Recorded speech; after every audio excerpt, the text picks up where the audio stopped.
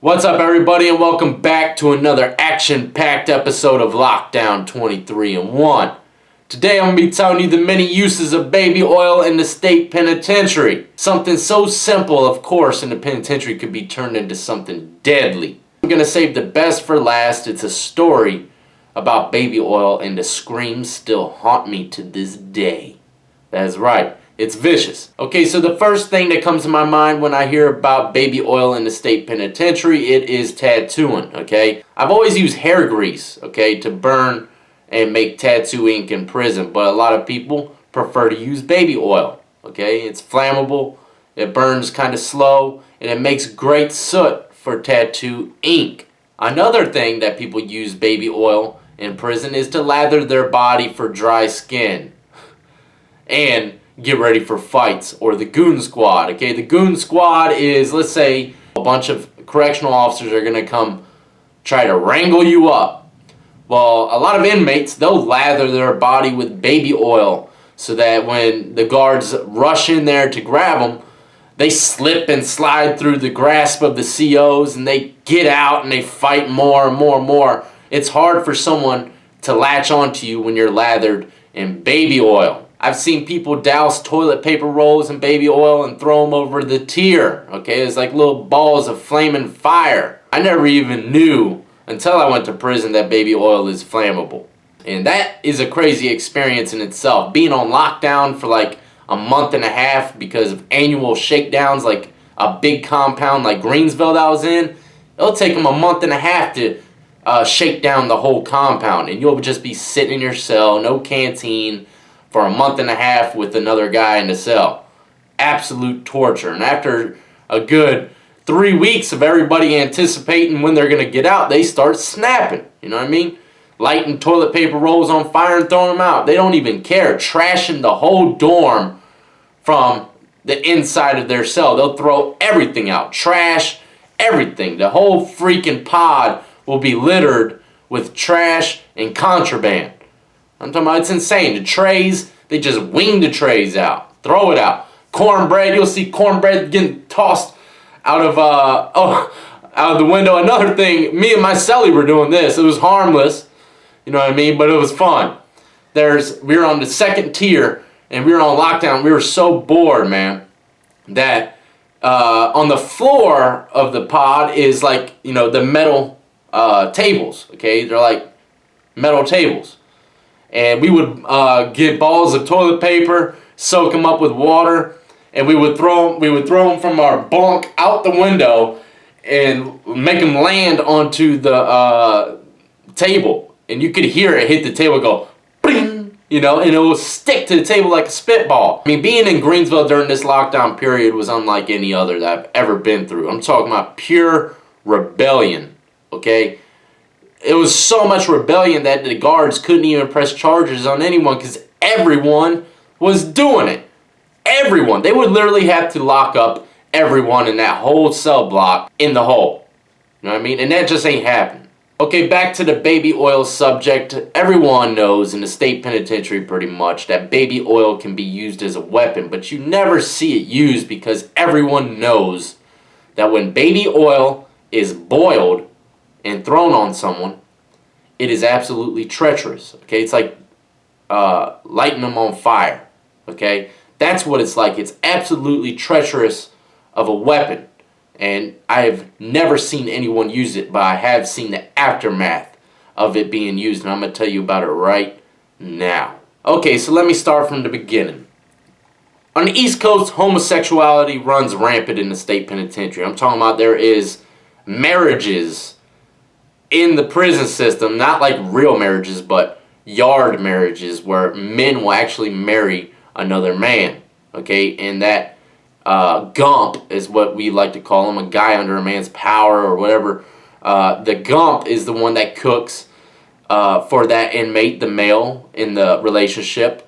You know, he's a woman, and he'll cook for that guy, do his laundry, do everything. It's like a real marriage. And these guys, okay, they had a relationship for a while. As long as I was in the pod, they were together. They were together before I even came into that pod. So, you know, they're like husband and wife in the pod. And this stuff really happens over here on the East Coast. For real. Now, this particular day, I saw another gump come into the cell block, okay? Another homosexual came in. And, you know, both of these guys were very feminine, okay? They acted and talked like a woman. I mean, super feminine. You would see some homosexuals in prison, they're not feminine. They're just like a normal guy. But they're gay. You know what I mean? Now, when this inmate came in, you know, I could tell that there was going to be beef between these two gay guys, okay? Because they get jealous very quickly, okay? They get territorial, okay? Very, very quickly. And I could slowly start to see the buildup of jealousy in the guy's wife, okay? Prison wife, towards this other guy. So after a few weeks went by, there was some drama in the block, okay? And of course, it was between the guy's wife and the other homosexual that came into the block, okay? It turned out that the guy cheated on him, okay? Cheated on him and messed around with the new homosexual in the block. And it was crazy. It was just like a cat fight, you know, without fighting, okay? Just screaming back and forth, back and forth. And I thought it was dead because about 2 days went by and it was quiet. You know, everything went back to normal. The guy started cooking his meals again and everything seemed like it was going good. You know what I mean? It was very quiet and it was back to the normal routine. Now this day, after everything seemed to have gone back to normal, I was in my cell working on a radio that I dropped while I was lifting weights. And I was soldering some pieces to the circuit board. And out of nowhere, I hear the most god-awful screams I've ever heard in my life. It sounded like someone was being butchered or burned alive. And that was almost exactly what was happening. That guy's prison wife threw a cup of boiling baby oil on the other homosexual's face. Okay, now I didn't get to see it in action, but I saw the guy. I ran out the cell and I saw the guy screaming and rolling on the ground, and then out of nowhere the screaming stopped and he just passed out from the pain. Okay, I didn't even know what happened to him. All I saw, he was holding his face and rolling around. I didn't know what happened to him. Getting baby oil thrown on his face was the last thing I thought would happen to him, because that is, like I said, in prison, one of the most treacherous things you could do to someone. It's guaranteed a win. I mean, if you throw I don't care how big you are, you get a cup of boiling oil in your face, you're done. You lost. You know, you could be Conan the Barbarian. You're going down, my friend. Baby oil ain't no joke. And this is the crazy thing, okay? This is how I knew something along those lines happened. There was inmates running to the cell, and they came out and they threw, after the guy passed out, they threw soaking wet t-shirts all over the guy's face and hands. And the guys behind him were playing chess, and some of the baby oil actually hit them as well. They had to go to medical. But they took that guy out in a stretcher, and the word is that guy was blind for life. I'm talking about completely scarred up all over his face. But the thing that haunts me to this day about it was this man's screams. I mean, it sounded like a woman or a cat, pig or something being butchered.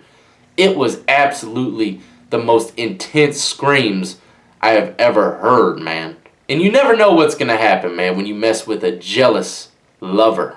Okay, same thing happens on the streets. I knew guys that were locked up, walked in on their old lady sleeping with another man and killed him right there on the spot. It's called acts of passion, crimes of passion, and they literally only got like 6 years for killing a man. Okay? But the judge takes that stuff into consideration. How would you feel you walked into your house where you take care of your kids and you see your old lady screwing some guy on your bed? You know? Some things are just uncontrollable. Just like you find the guy that was molesting your child or something. There's acts of passion that are uncontrollable, and you just unleash wrath upon that person.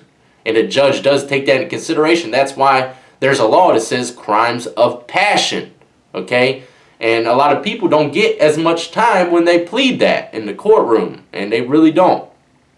So same thing goes in the penitentiary. When you're married to another man in prison, there's going to be jealousy arising when another homosexual runs into the block and finds out that he's been messing with them. You know what I mean? even though it went quiet for a few days and everything seemed to be back to normal, the thoughts in that guy's old prison wife were cooking.